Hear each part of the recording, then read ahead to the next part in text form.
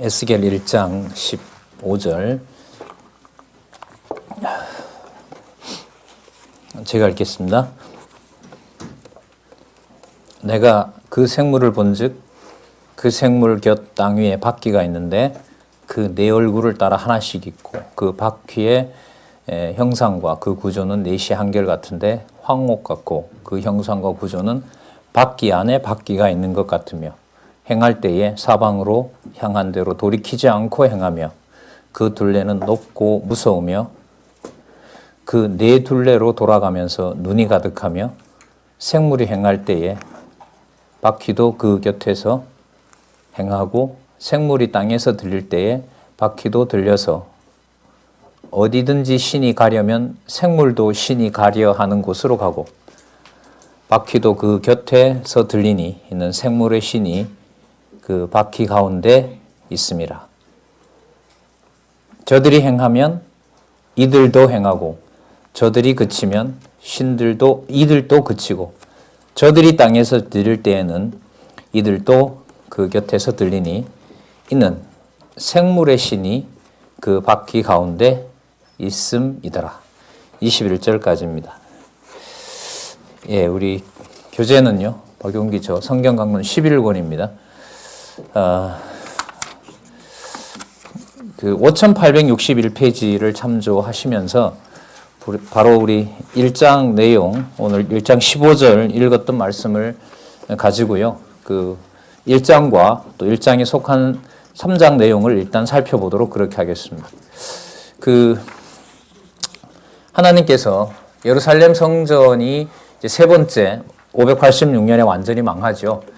그 망할 때 망하기 6년 전쯤에 6년 전에 에스겔을 부릅니다. 2차 침략이 끝이 났기 때문에 그 나라는 굉장히 황폐하죠.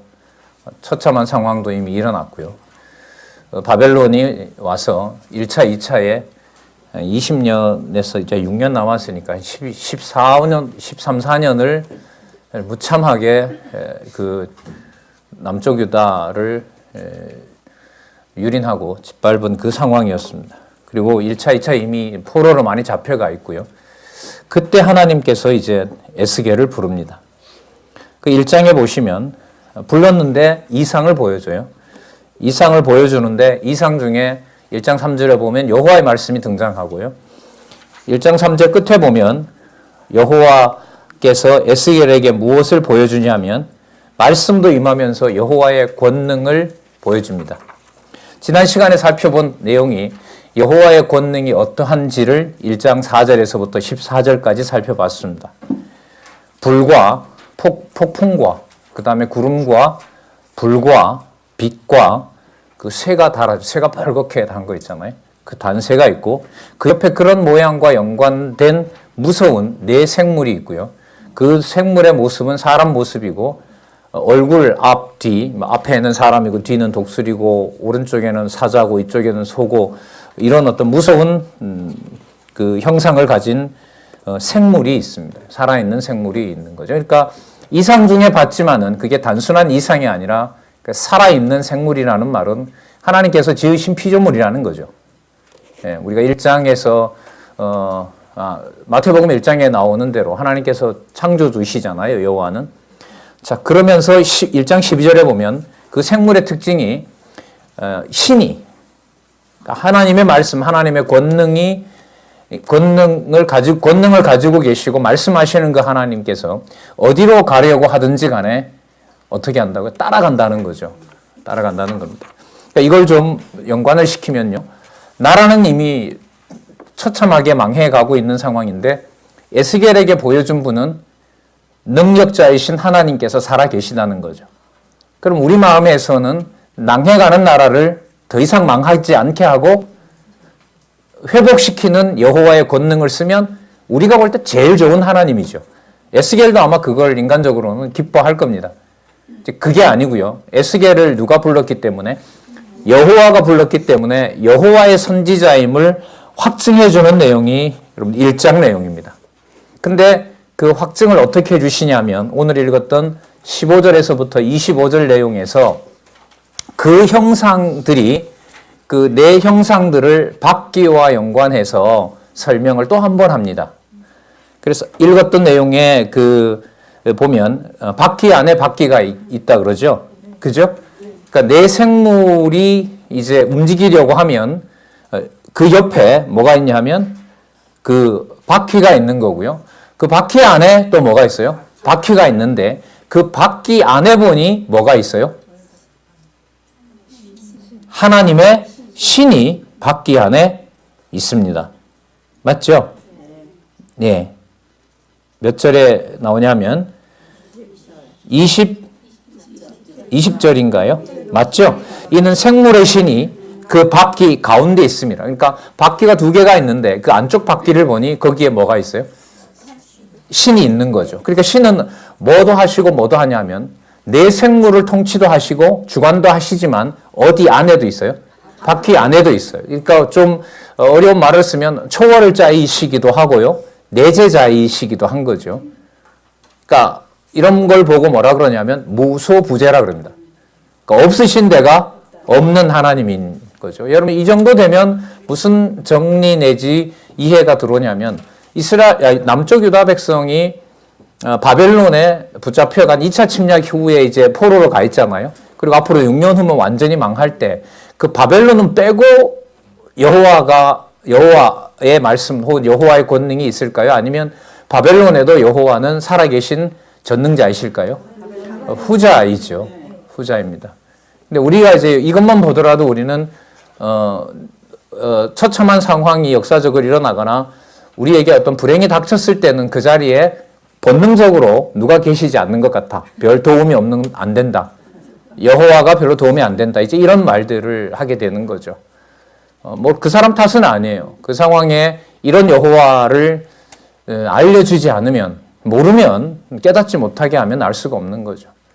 에스겔의 소명과 연관해서 보면 에스겔은 큰 예언을 하나님께서 담아주시지만 그 예언을 자기 마음대로 할 수 있는 예언은 아무것도 없습니다. 그게 선지자입니다. 바로 그분이 나중에 그리스도로 오시고요. 나중에 그리스도께서 선택한 제자들도 또 성령께서 오셔서 선택한 하나님의 성도들도 전적으로 누구의 뜻을 행하는, 여호와의 뜻을 행하는 악한 도구와 선한 도구가 있죠. 우리가 판단할 수가 없고요. 여호와께서 여호와를 알려주시는 만큼 알 수밖에 없는 그런 엄격한 여호와의 섭리를 저희들은 배워나가고 있고 천만다행 저희들은 창세기부터 계시록까지 여호와께서 살아계신 증거와 더불어 여호와의 선과 악이 무엇인지 하나님의 자녀들에게 성령께서 말씀을 알려주신다고 하는 확증을 막연한 것이 아니라 에스겔에 받았던 이상보다 더 분명한 글씨로 우리에게 여호와께서 계시하고 있다는 이 놀라운 역사적 그 현실에서 저희들이 살아가고 있습니다. 자, 아까 20절에 보시면 신에 대한 얘기가 나오죠. 그죠? 어디든지 신이 가려 하면 생물도 가고요. 생물의 신이 그 바퀴 가운데 있다는 게 나왔고요. 21절에 보면 생물의 신이 그 바퀴 가운데 있습니다. 두 번에 걸쳐서 나옵니다. 그 다음에 22절에 보시면 그 생물의 머리 위에 수정 같은 무엇의 형상이 있다 그러죠? 궁창의 형상이 있는데 펴 있어요. 펼쳐져 있는데 보니까 너무너무 무서운 겁니다. 뭐 성경에서 좀 찾자면 흑암이 깊음 위에 있는 모습이 예를 들면 무서울 정도로 깊은 거죠. 그런 밑이 안 보이는 그 수렁을 봤을 때 그 두려움은 굉장히 큽니다. 그 어두움 속에 있는 끝이 안 보이는 것은 진짜 무서움이죠. 뭐 대상이 없어요, 거기는. 아무런 대상이 없고 그런 어두움의 형상을 가지고 있는데 그게 무서울 따름인 거죠. 자, 거기에 그 무서운 상황이에요. 24절에 보니까 생물들이 행동을 합니다. 어떤 행동을 하냐면 날개를 퍼덕여요. 모든 날개들이 서로 연하여 있고요. 날개 밑에 보면 뭐가 있다 그랬죠? 사람의 지난 시간에 했는데 날개 밑에 뭐가 달려 있다 그랬죠? 사람의 얼굴이 형상이 사람 얼굴이 그 날개 안에 있는 거죠. 무수한. 자, 24절에 보면 그 소리가 날개 소리인데요. 맑은 물소리 같고 전능자의 음성 같고 군대 소리도 같은 거예요. 그러니까 물소리처럼 들리기도 하고 하나님의 음성처럼 들리기도 하고요. 또 군대 소리로도 들립니다. 이게 이제 연상이 되죠. 군대는 바로 남쪽 유다를 이제 철저하게 파괴시킬 바벨론이죠.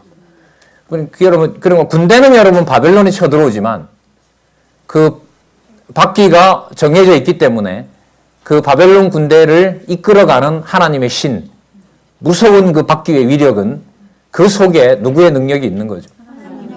예. 그런 하나님의 능력이 예루살렘 성을 이제 회파시킨다는 겁니다. 그러니까 에스겔에게 처음에 소명을 해서 보여주는 건 뭐냐면 바벨론이 패망시키는 게 아니다라는 거예요. 바벨론이 패망시키는 것도 아니고 현상적으로 말씀을 드리면 예루살렘이 범죄했기 때문에 망하는 것도 아니에요. 현상적으로 보면 망했기 때문에 그 다음 장에 보면 8장에서부터 16장까지 예루살렘 멸망 원인이 나오잖아요. 그죠?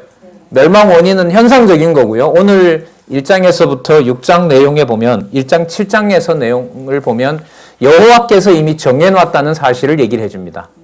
3차에 걸쳐서 망하는데요. 1차와 2차 침략이 끝났을 때 이 1차와 2차 침략을 우리는 예레미야와 이사야서에도 이미 확인한 바가 있는데 1차와 2차 침략을 당하도록 섭리하신 분이 누구이시다? 여호와라는 사실을 또 한 번 에스겔에게 알려주고요. 이제부터 일어나는 일은 더 선명하게, 더 강하게 바퀴 안에 바퀴, 그 바퀴가 바로 누구이시다? 여호와의 신임으로 여호와의 성전과 여호와의 백성들이 살고 있는 예루살렘이 처참하게 망하는 것이 바로 나의 권능이 하는 것이다라는 겁니다. 저걸 저렇게 다 무너뜨려서 여호와를 섬길 곳을 다 불태워서 도대체 어떻게 하실 것인가? 여러분, 예루살렘 택한 백성들, 유다 백성들은 여러분 얼마나 궁금하겠어요? 지상에서 여호와 이름이 사라져버리고 여호와의 백성이 죽어버리면 여호와께서 약속하신 대로 이룬다라는 건 알 수가 있어요, 없어요? 저희들이 거기까지가 저희들 한계인 거죠. 예를 들면, 극단적인 예를 들면, 하나님이 성경신학을 공부하는 우리를 다 버리고 성경신학을 어디에서 세우시려고 합니까? 이게 말이 될까요, 안 될까요? 좀 어려운 질문입니다. 성경신학을 열심히 공부하는 우리를 하나님 다 버리고 성경신학을 어디에다 세운다. 이거 말이 돼요, 안 돼요?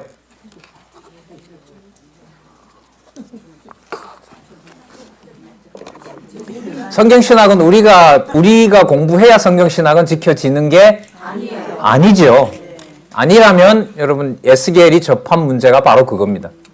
여호와의 이름과 여호와의 백성을 여호와께서 바퀴 안에서 끝까지 추적해 가면서 얼마나 그러니까 빠르게 죽이겠어요. 처참하게 죽이거든요. 오늘 그 부분까지 나올 거예요. 그런 상황으로 몰아가시는데 여호와께서 하시고 싶으니까 정해놓으셨으니까 하는 건 좋아요. 그리고 에스겔은 자기 마음대로 전하고 자기가 전해서 들을 것 같으면 전하고 자기가 전해서 듣지 않을 것 같으면 전하지 않고 그렇게 할 수가 있을까요? 없을까요? 없습니다. 왜? 생물들은 이미 여호와의 권능으로 여호와께서 하시는 일을 다 정한 바를 알기 때문에 자기 기분에 맞든 안 맞든 신이 방향을 가르치면 무조건 거기 가서 뭐 해야 돼요? 동서남북으로 자기 행동을 해야 돼요. 여러분 이게 이제 여러분들 선지서에서부터 아주 강하게 나타나는 이른바 여호와의 사역입니다. 이 모든 능력을 가지고 나중에 그리스도가 무엇을 입고 오세요? 육신의 몸을 입고 오시고요. 그 육신의 몸을 입고 오신 예수께서 약속하신 성령이 오셔서 택한 백성들을 유대와 이방인인 백성을 불러 모으시고요. 그리고 이 무서운 내 생물보다 더 강한 말씀으로 세상을 심판하고 계신 거예요. 하나님의 말씀은 좌우에 그렇죠. 하나님의 말씀 이렇게 부드럽게 전달되는 여러분들 언어가 더 강할까요? 내 생물이 더 강할까요? 결과적으로 성령의 사역까지 성취된 경우로 보면 여호와의 말씀이 정확하게 전해지는 것이 에스겔에 나타났던 이상보다가 더 강한 겁니다. 그러니까 말씀을 말을 듣고 안 듣고라고 생각을 하면 큰 착각이죠. 저건 내 기분 나빠 못 듣겠어. 저도 그래요. 저도 이렇게 여호와께서 하신다고 하는데 뭐 일상사죠 이게. 누군가가 이제 저한테 여호와가 제 기분이 별로 안 좋은데 여호와께서 하신다고 하면 제가 아멘으로 박강산을 수긍할까요? 듣기 싫어할까요? 예, 듣기 싫어합니다. 똑같아요. 죄송합니다. 똑같지 않습니다. 여러분들은 듣기 좋아하는데 저는 되게 듣기 싫어해요. 근데 아까 그건 당신이 얘기하지 않았느냐라고 하는데도 그 말도 더 듣기 싫어요. 나는 말할 땐 좋은데 왜 듣기 싫을까요? 여호와의 말씀이 누군 기준으로 들려야 된다는 거예요. 진짜 악하지 않나요? 그죠? 이걸 도대체 어떻게 뜯어 고쳐야 되는지 방법은 없는 것 같아요. 그냥 살려주니 감사한 거고 헷갈리지 않고 말씀을 보여주고 다 하나님의 살아계신 증거로 보여주니까 고마울 뿐이지 이런 조건 때문에 하나님이 나를 살려놓는 건 아니죠. 그럼 그건 은혜는 아니잖아요. 그죠? 자, 이 엄격한 기준을 하나님께서 에스겔을 부르잖아요, 지금. 불러서 어떤 상황인지 부르신 분이 어떤 분인지를 아까 생물과 바퀴를 통해서 보여주셨어요. 그 다음에 그런 능력을 가진 하나님이 에스겔에게 너가 하나님의 선지자임을 알려줘요. 자, 그 말씀이 여러분, 그 말씀 넘어가기 전에 마지막으로 여호와의 능력임을 다시 확인해주는 내용이 1장 26절부터 28절까지인데요. 궁창이 왜 영화로운 여호와의 음성을 들었다고 증언합니다. 자, 밝혀졌어요. 궁창의 그 무섭게 보이는 궁창에서 나오는 바로 그 말씀은 누구의 말씀이다? 여호와의 말씀이죠. 여호와의 말씀입니다. 그 머리 위에 있는 궁창 위에 뭐가 있어요? 보좌의 형상이 있는데요. 그 보좌의 형상을 얘기를 합니다. 남보석 같고 그 보좌의 형상 위에 또 한 형상이 있어요. 계속 그 형상을 보여주는 겁니다. 실체가 있다는 거죠. 그래서 여러분 이 형상이 나중에 에스겔 48장까지 가면 12지파를 다시 거론을 해요. 그 방향으로 가요. 자, 여러분 에스겔서가 뭐냐면 흩고 모으심이잖아요. 흩는 부분은 지금 보시는 것처럼 남쪽 유다를 철저하게 멸망시키는 겁니다. 모으시는 건 뭐냐면 이렇게 창세전뿐만 아니라 하늘의 놀라운 광경 속에 존재하시는 여호와께서 앞으로 내가 어떤 일을 할 것인지를 모으심에서 계시해주고 있는 겁니다. 누가 오셔서 하실 내용일까요? 당연히. 그렇죠. 메시아가 오셔서 하실 내용입니다.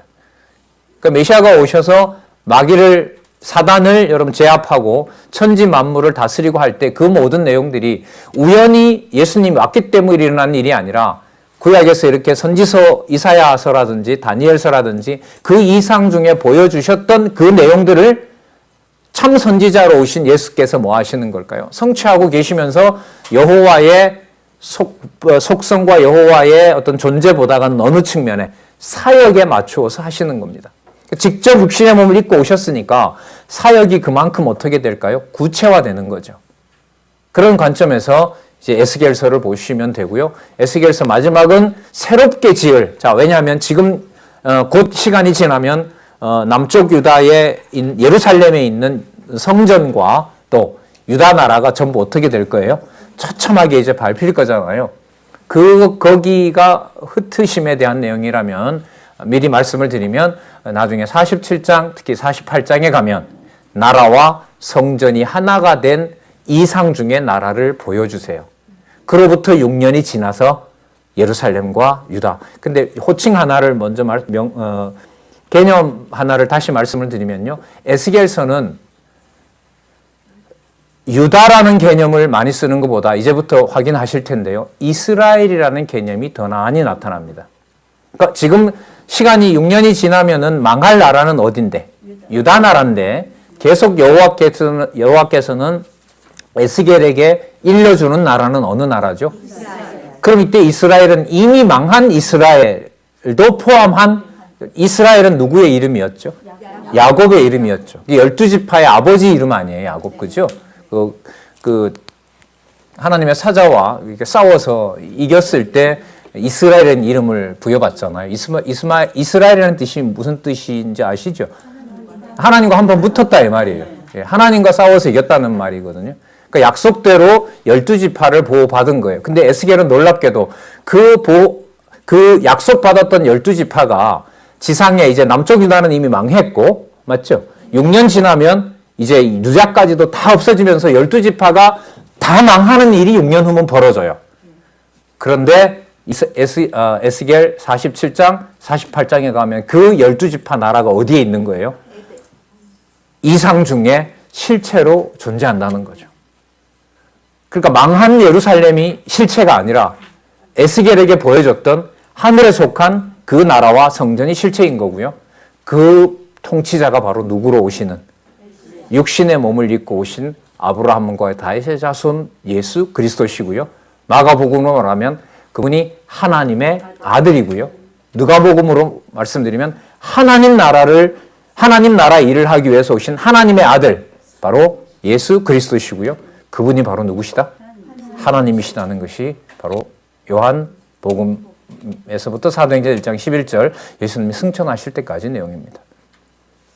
그러니까 선지서 내용이 더할수록 마태, 마가, 누가, 요한에 나타난 예수님의 네 가지 다양성을 통해서 드러나는 예수가 메시아이시고 하나님의 아들이라는 것은 점점 더 풍부해지고 있잖아요. 맞죠?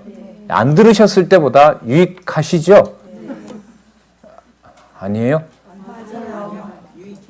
유익해요. 예, 그렇게 명쾌하게 얘기를 해주셔야 다음 시간에 이렇게 뵐 때 이렇게 두근두근 하지 않잖아요. 아, 유익하지 않는가 보다.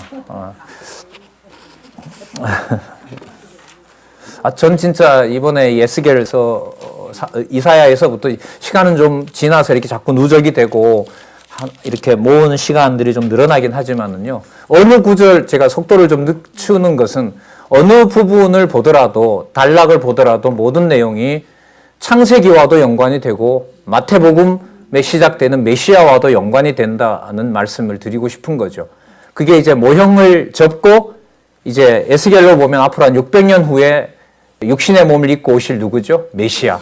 또 그 메시아가 약속하신 성령께서 오셔서 이 이상보다가 더 확실한 글을 기록하게 하셔서 여러분들의 생각과 제 생각을 말로, 보는 말로 혹은 듣는 이런 말로 여러분과 제 관절과 골수에 찔러 쪼개는 살아있는 하나님의 말씀 운동이 일어난다는 것이 진짜 놀라운 거죠.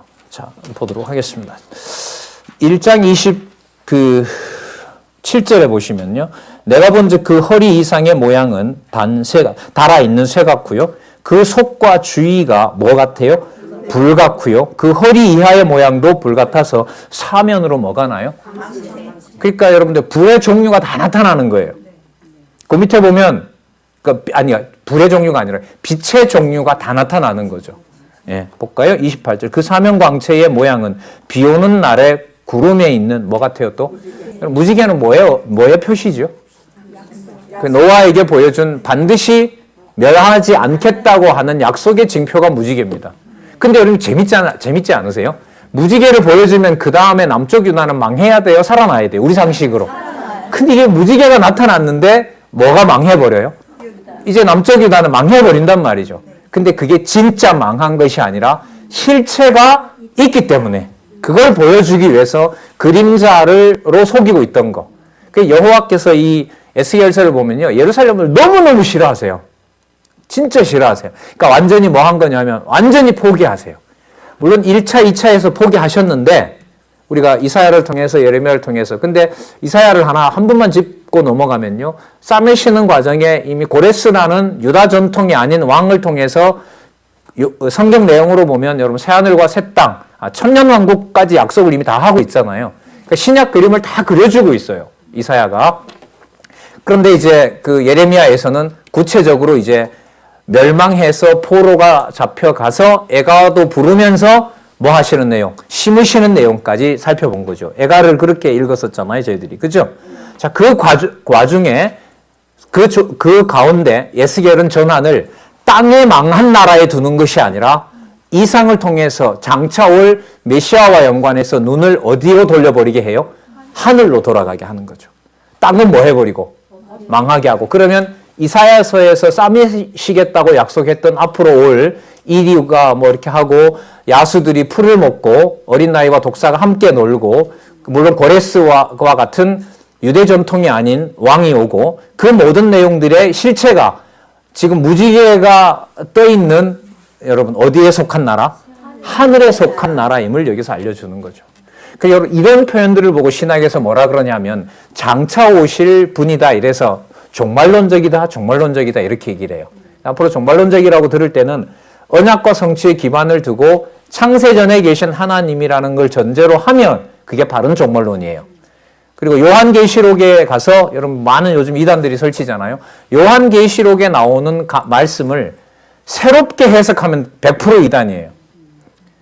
요한계시록은 앞에 창세기부터 얘기했던 말씀들이 그야말로 언약하신 것이 뭐 되는 전부 성취되는 내용이기 때문에 에스겔서도 여러분 이게 이상이다 보니까 에스겔, 다니엘, 요한계시록 세 가지를 가지고 책을 참 많이 써요, 사람들이. 근데 언약과 성취 내용을 우리처럼 정확하게 모르기 때문에 아무리 충실해서 요한계시록을 쓴다 하더라도 전체적인 결론을 낼 수가 있을까요, 없을까요? 없어요. 그게 힘들어요. 그렇게 될 수가 없죠. 우리가 만약에 요한계시록을 우리가 강론집에서 살펴봤지만은 마지막 절까지 쓸 때도 어디를 전제로 하죠? 창세기 1장 1절을 전제로 하고 보는 것이라고 보시면 돼요. 자, 28절 볼게요. 무지개 같으니 이는 여기 또 하나의 놀라운 개념이 나옵니다. 무지개 같으니 이는 뭐라고 하냐면 여호와의 영광의 형상의 모양이라. 명사 4개를 그냥 3개를 여호와에 붙여버렸어요. 자, 누구의 영광이다? 여호와의 영광이다. 그 영광이 어떻게 됐다? 형상으로 나타났고 주위에 단세다, 광채다, 무지개다 이런 것들은 또 모양으로 여호와의 영광의 형상의 모양이라. 여러분 실제로 사본에는 이 4개의 명제들이 다 그냥 붙어 있어요. 자, 그러면 그 여호와께서 이제 6년 지나면 이 남쪽 유다를 어떻게 하신다? 전부 멸망시킨다. 그 주체가 나다. 바벨론이 아니다 하는 거죠. 그러면 망하는 현장에서 바벨론이 무서운 줄 알게 될까요? 여호와가 이 일을 하신 그때야 여호와인 줄 알게 될까요? 이게 목적이에요. 그럼 목적은 예루살렘 성과 회복 목적이 아닌 거죠. 누구를 알리는 게 목적일까요? 여호와를 알리시는 게 목적이죠. 자, 그러니까 여호와께서도 땅에 예를 들면 성전을 짓게 하고 12지파를 분배해서 딱 이렇게 살게 한 것이 에스겔서 내용으로 보면 그때 딱 나타나셔서 한 것이 아니라 이미 어느 프로그램 속에 다 있어요. 창세전 에스겔이 본 이 하늘의 형상 속에 하늘의 그 상황에서 이미 다 언약하신 대로 나타나 있는 거죠. 자, 그래서 여러분 에스겔 서론에 보면 로고스라는 개념이 한 반 페이지 정도 설명이 돼요. 그래서 이게 나오는 거죠. 이상이 나오기 때문에 나온다 이거보다 바로 그 로고스가 요한복음에 나오는 바로 누구시냐 하면 메시아. 예, 이렇게 되는 거죠. 자, 그러면 2장과 3장에 보시면 누구의 사명이 나오냐면 에스겔의 사명이 나오죠. 그 에스겔 앞에 수식어가 붙었어요. 그리고 자기가 나서서 한 것이 아니고요. 누가 불렀어요? 그렇죠. 여호와가 불렀다는 사실을 초점을 맞추어서 2장과 3장을 보시면 됩니다. 자, 그리고 지금부터 나오는 이 전하는 말씀의 수신자가, 전달자는 에스겔이고요. 수신자는 누가 되냐면 거의 이스라엘로 들어갑니다, 이제. 그럼 어디를 염두에 두시는 걸까요? 망하는 건 남쪽 유다인데, 명칭으로 보면 이스라엘은 이미 망해버린 북쪽 이스라엘이죠. 그럼 북쪽 이스라엘을 여기서 굳이 불러야 될 이유가 없어요. 왜? 어차피 버린 자식들이고, 이탈한 백성들이기 때문에. 그러나 에스겔 48장을 염두에 두면 그 버린 북쪽 이스라엘에도 누가 있는 거예요? 남은 자가 있는 거죠. 이방인도 들어오게 되고요. 그러니까 그리스도가 오셔서 갈릴리라든지 그 이방 지역에 가서 복음을 전하고 사마리아 여인에게도 복음 전한 것이 이미 어디에 약속되어 있는 부분들이다? 특히 선지서에 약속되어 있다. 네, 그렇게 볼 수가 있죠. 자, 그 다음에요. 2장 1절에서부터 10절까지 먼저 볼까요? 백성에게 무엇을?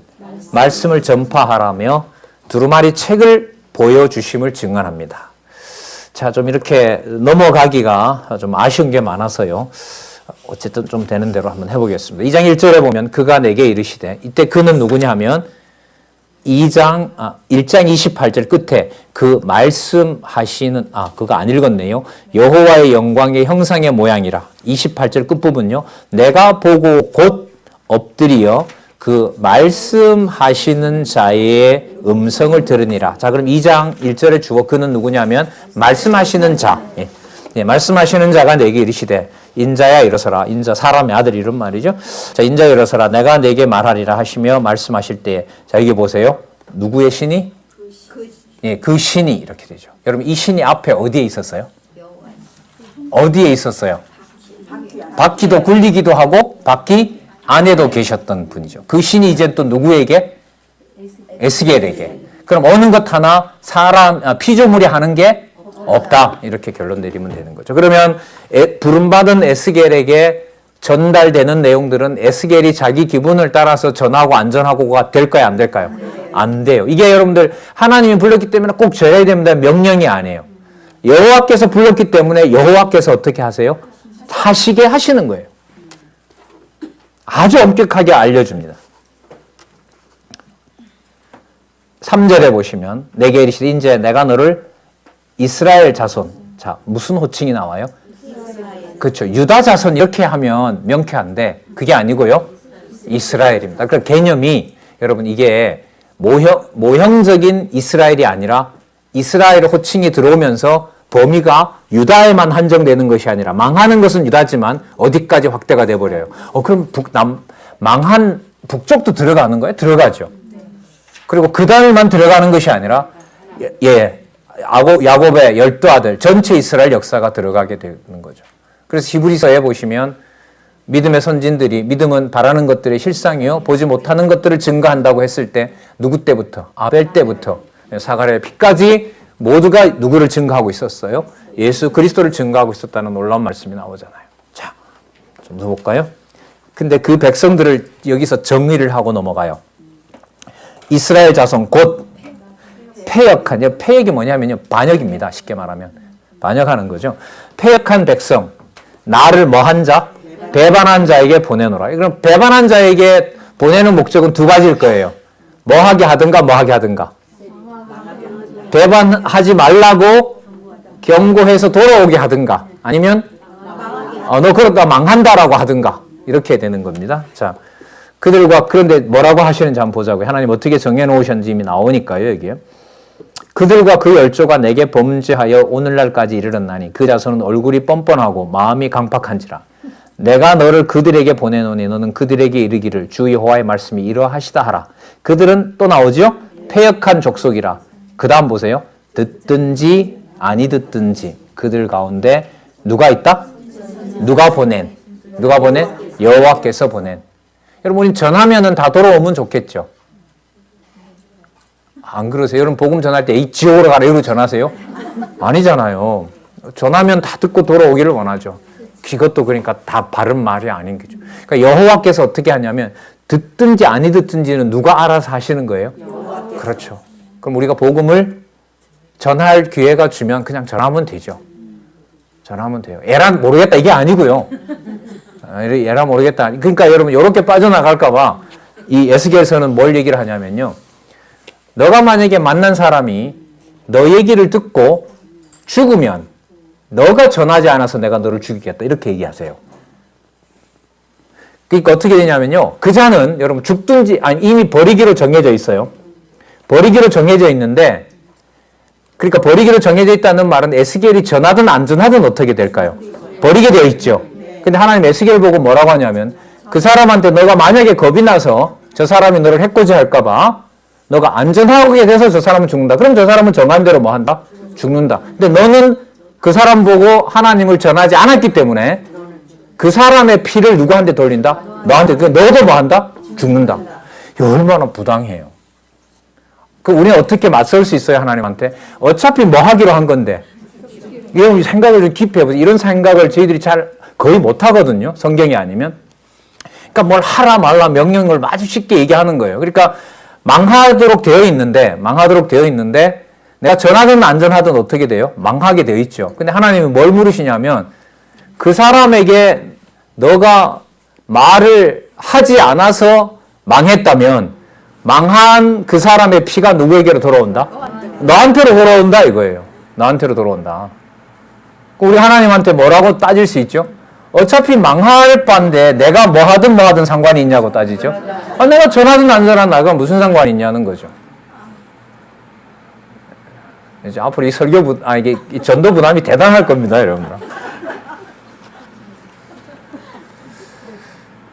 물론 이게 이제 인간이 주어가 되면 안 되죠. 그러니까 누가 하신다는 걸까요? 여호와께서 하신다는 거예요. 여호와께서 진짜 하게 하시는 거예요. 그래서 지금 여기 보면 패역한 백성이니까 가서 하나님을 버렸다라고 말하면 이 사람들이 패역한 백성이니까 돌아올까요? 그 말이 듣기 싫어서 에스겔을 죽이려고 할까요? 죽이려고 하죠. 그러니까 죽이려고 할 때 너 만약에 물러서면 너 어떻게 해버리겠다? 널 죽여버리겠다. 이런 거예요. 그러니까 에스겔이 겁이 나서라도 예를 들면 쉽게 말하면 겁이 나서라도 가서 뭐 할 수밖에 없어요. 뭐 하든 상관없이 듣든지 안 듣든지 상관없이.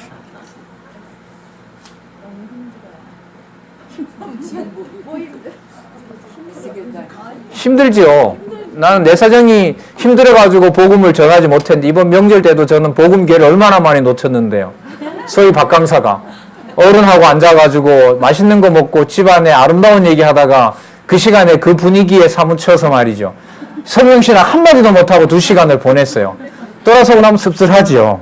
야, 도대체 배운 게 뭐냐부터 해가지고 많은 갈등이 있어요. 그때 여러분 하나님이 나타나서 있는 명색이 성경신학을 하면서 후원받으면서 그래. 그 자리에 앉아가지고 성경신학을 하나도 못 전하냐? 저 사람이 어차피 안 믿게 돼 있지만 안전한 저를 누구한테? 너한테 묻겠다 이러면 제가 할 말 있을까요? 없을까요? 이 성경 본문에 나타난 에스겔의 상황을 이렇게 몰아가셔요. 하나님께서. 엄격하고 분명하게 하나님이 뜻이 이루어진다는 말씀을 얘기를 합니다. 좀 더 보도록 할게요. 또 나오는데요. 5절에 보도록 하겠습니다. 5절 읽었죠? 6절 볼게요. 인자야 너는 비록 가시와 찔레와 함께 처하며 정갈 가운데 거할지라도. 그러니까 말씀 전하면 어떤 일이 벌어지냐면 가시와 찔레와 정갈이니까요. 말씀 전한다고 맞아 죽을지도 모르는 거죠. 그들을 두려워 말고 그 말을 두려워 말지어다. 그들은 패역한 족속이라도 그 말을 두려워 말며 그 얼굴을 뭐 하지 말라? 무서워 말지어다. 그들은 심히 패역한 자라. 또 한 번 말씀하시죠. 뭐 하든지 듣든지 아니 듣든지 너는 누구 말을 고할지어다? 내 말을 고할지어다. 이 믿음을 하나님이 주시는 거죠. 그러니까 저는 좀 소망은 있어요. 에스겔은 불러서 이렇게 무장시켜주니까 보내지. 저는 저 스스로 그렇게 무장됐다고 안 믿거든요. 이게 말이 될까요? 안 될까요? 핑계라기보다가요. 지금 이렇게 말하는 과정에 은연중에 주어가 상실이 되죠. 계속 주어가 누가 됐어요? 제가 아직 무장을 덜 해가지고 제가 아직 전하지 못하고 제가 아직 전부 누구로 가요 이게? 예, 나로 가죠.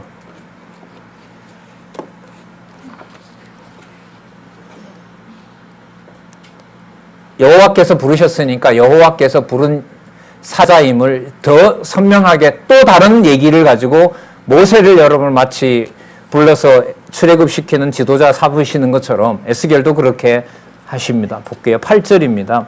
인자야 내가 네게 이른 말을 듣고 또 나와요. 그 패역한 족속까지 뭐 하지 말고 패역하지 말고 에스겔을 불러서 너 패역한 족속처럼 똑같은 패역한 족속 되지 말라는 거죠. 네 입을 벌리고 내가 네게 뭐 한 것을 주는 것을 먹으라. 그럼 여러분 말씀 누가 전하게 할까요? 없는 것을 에스겔이 쥐어짜서 만들어낼까요? 여호와께서 주신 말씀으로 전하게 하실까요? 예. 예. 그러니까 여러분들 우리 기지협에서 공부만 열심히 하는 것으로 확인하면 거기서 가장 좋아할 수밖에 없어요. 그 다음에 그분이 어떻게 무엇으로 전하고 뭐하고 할지 누가 관리할까요?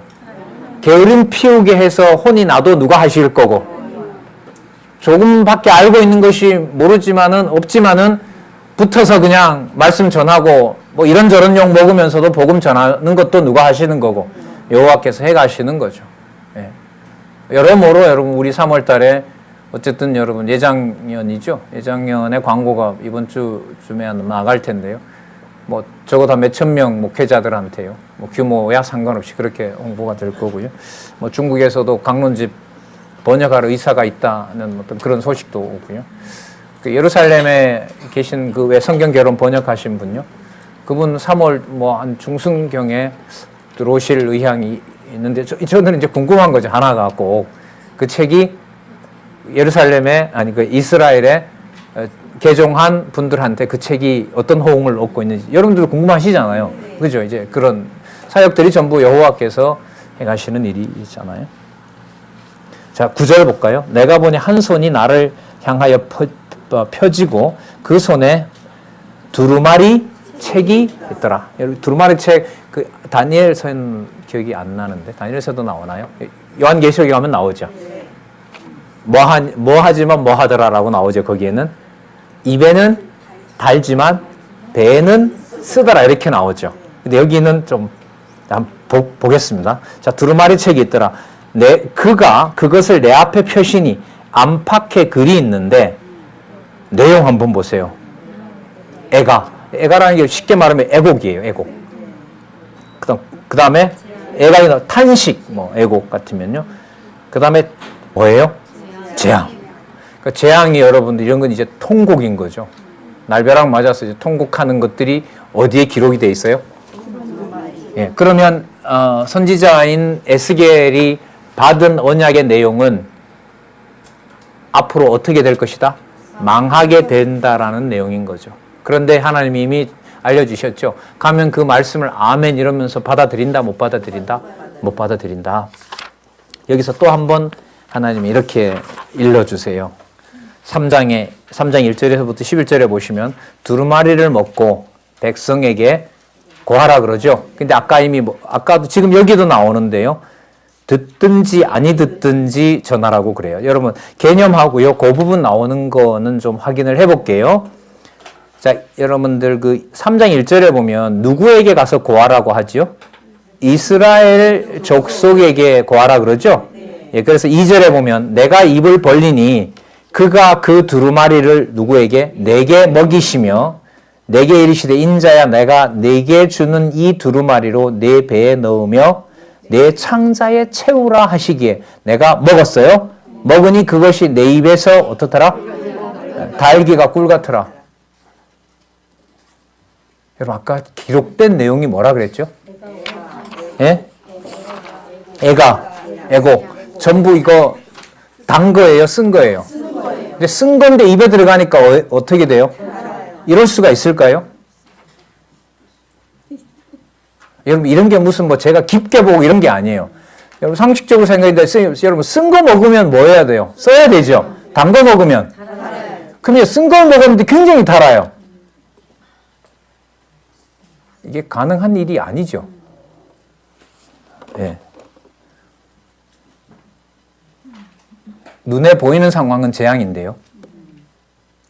하나님이 넣어준 결과물은 뭘로 결론이 나요? 달아요. 그럼 누구 기준의 평가가 아니죠, 이게? 그럼 앞으로 이제 망하는 게 잘된 일이에요? 아니면 단 일이에요? 쓴 일이에요? 단 일이에요. 누가 볼 때요? 여호와. 그렇죠. 여호와 기준인 거예요, 이게. 그렇다고 해서 여러분 이게 그럼 내가 내 마음대로 취하는 게 이건 이미 여기서 배제가 됐어요. 그럼 내 기준 가지고 쓴 것과 단 것을 그럼 분별할 수 있겠어요? 없겠어요? 없죠. 내 기준으로 내 감각으로 이게 여러분 가장 민감한 거 아니에요? 말은 뭔가 이렇게 전달을 하려면 뭔가 만들어내야 되는데 참인 것처럼 감각은 넣으면 말할 필요가 없잖아요. 표현할 필요도 없고 이게 혀의 구조가 그래 돼 있다면서요. 쓴 게 제일 안쪽에 있다 그러죠. 약 먹을 때 보면 단 것은 여러분 이 안에 넣고 하는 것이 한 혓바닥만 날름하잖아요. 그럼 단 게 오지만은 신 거는 여기서 올라오죠. 쓴 거는 저 뒤에 있잖아요. 그죠? 예, 뭐 어떤 그래 있어요. 그러니까 그 감각에 닿을 때 이미 자기가 자기 분별을 다 하죠. 아, 다니까 맛이 좋다. 쓰니까 안 좋다. 이렇게 되는 거죠. 근데 지금 여기에 보면 누가 본 맛과 누가 보여준 것과는 다르다. 내가 본 것과 여호와께서 느끼게 하는 것은 다른 거죠. 왜냐? 누구 기준이 아니니까. 예, 에스겔의 기준이 아니기 때문에. 그래서 다음과 같이 또 강조하시는 겁니다. 자, 4절에 보면 이스라엘 족속이라고 나오죠. 5절에 보면 이스라엘 족속이라고 또 나오죠. 중간에 보면. 자, 그래서 이 이스라엘 족속에 대해서 뭐라고 하냐면 그 일이 벌어질 때 비로소 누구인 줄 알리라? 이렇게 계속이 돼요. 그래서 이것도 제가 볼 땐 좀 중요한 주제가 될 것 같아요. 특히 이제 때리심도 중요하죠. 왜냐하면 유다를 때리는데 이스라엘을 지금 지칭을 하고 있기 때문에 싸매실 때는 참 이스라엘, 육신의 혈통이 아닌 하나님의 택한 백성, 거기에 염두에 두고 한번 보도록 하죠. 7절 볼게요, 제가. 그러나 이스라엘 족속은 뭐가 굳고 이마가 굳고 마음이 강팍하여 내 말을 듣고자 안 듣도록 이미 정해져 있어요. 이는 내 말을 듣고자 함이 아니니라. 자, 8절 볼까요? 내가 그들의 얼굴을 대하도록 내 얼굴을 굳게 하겠고 그들의 이마를 대하도록 내 이마를 굳게 하였으되 내 이마로 화석보다 굳은 뭐예요? 금강석같이 하였으니 그들이 비록 패역한 족속이라도 두려워 말며 그 얼굴을 무서워 말고 또 내게 이르시되 인자야 내가 내게 이를 모든 말을 너는 마음으로 뭐하며 받으며 또 귀로 듣고 사로잡힌 내 민족에게로 가서 맞죠? 이거는 그죠? 2차에 벌써 잡혀갔잖아요. 여러분 잡혀가 있는 이 사람들은 돌아온다는 소리가 달겠어요? 망한다는 소리가 달겠어요? 근데 그 소리가 아니잖아요. 그죠? 사로잡힌 내 민족에게로 와서 그들이 또 나오네요. 뭐 하든지 안 하든지 듣든지 안 듣든지 그들에게 고하여 이르기를 주 여호와의 말씀이 이러하시다 하라 하시니라. 여러분 여기에 보면 우리가 쉽게 듣든지 안 듣든지 그냥 전해 이런 게 아니라 하나님께서 듣든지 안 듣든지 신중하게 해서 그 말씀이 어떻게 해요? 전해지도록 누가 하신다? 예, 여호와께서 하신다. 그래서 때리심, 흩으심의 모든 계획은 작정하신 대로 누가 하시는 일이다? 여호와께서 하시는 일이다라는 내용이 여러분 3장 11절까지 나타나고 있습니다. 오늘 여기까지 하도록 하고요. 이제 3장 12절에 내용이 아까 이제 미리 말씀드렸던 내용들이 이제 3장 12절에서부터 이 정도 알려줘도 가서 에스겔이 잘 전할 것 같아요. 제가 볼 때는 그게 아니고요. 하나님이 또 당부해요. 진짜 여호와께서 선발한 선지자임을 알려주기 위해서 아까 말씀드린 대로 어차피 망하기로 되어 있는데 너 가서 망한다고 얘기 안 하면 그 모든 피가 너한테 돌아와서 너도 결국 어떻게 된다? 망한다. 남아있는 자는 내가 남겨놓아서 돌아오게 한다. 근데 그 사람에게 너가 복음을 전하지 않는 상태에서 돌아오면 너는 대신 뭐한다? 죽는다. 이렇게 돼요. 그럼 돌아오면 같이 살려주면 좋고 망하면 같이 망하는 건 좋은데 아니에요. 멸할 자가 멸해지는데도 안전하면 피를 누구에게 돌리게 한다? 에스겔에게 돌리게 하고요. 믿고 회개하는 자가 있어요. 회개하는 자가 예를 들면 에스겔이 전하지 않았는데도 돌아와요. 그런데 하나님은 하나님이 돌리기로 했으니까 돌아오면 되죠. 근데 누구에게는 책임을 물어요? 에스겔에게는 책임져서 너가 왜 전하라고 했는데 안 전했느냐고 또 책임을 물어요. 이러한 모든 에스겔의 사역을 진짜 기꺼이 받고 아버지가 원하는 모든 기준과 행위들을 하나님 기준에서 한 사역자가 바로 누구시냐 하면 바로 그분이 아브라함과 다윗의 자손 예수 그리스도세요. 그분이. 그래서 선지서의 내용을 이제까지 내용으로 정리를 하면 누구 기준에 일을 행하시는 육신의 몸을 입고 오신 예수 그리스도? 아버지 기준, 하나님 기준. 예, 3장 12절부터 다음에 또 살펴보도록 하겠습니다. 기도하겠습니다. 하나님 감사합니다. 너무나 놀라운 말씀 앞에 저희들 생각과 우리의 입술을 삼가하게 됩니다. 하나님께서 넣어주시는 말씀, 또 하나님께서 듣게 해주시는 말씀 가볍게 보지 말게 해주시고 이 시간도 함께 하셔서 역사하시는 성령 하나님의 크시고 또 놀라운 능력 앞에 순종하는 마음과 복종하는 마음과 말씀을 소중하게 여기는 마음을 하나님 무서운 상황에서 에스겔을 독려한 것처럼 주 성령께서 저희들을 인도해 주시기를 간절히 소원합니다.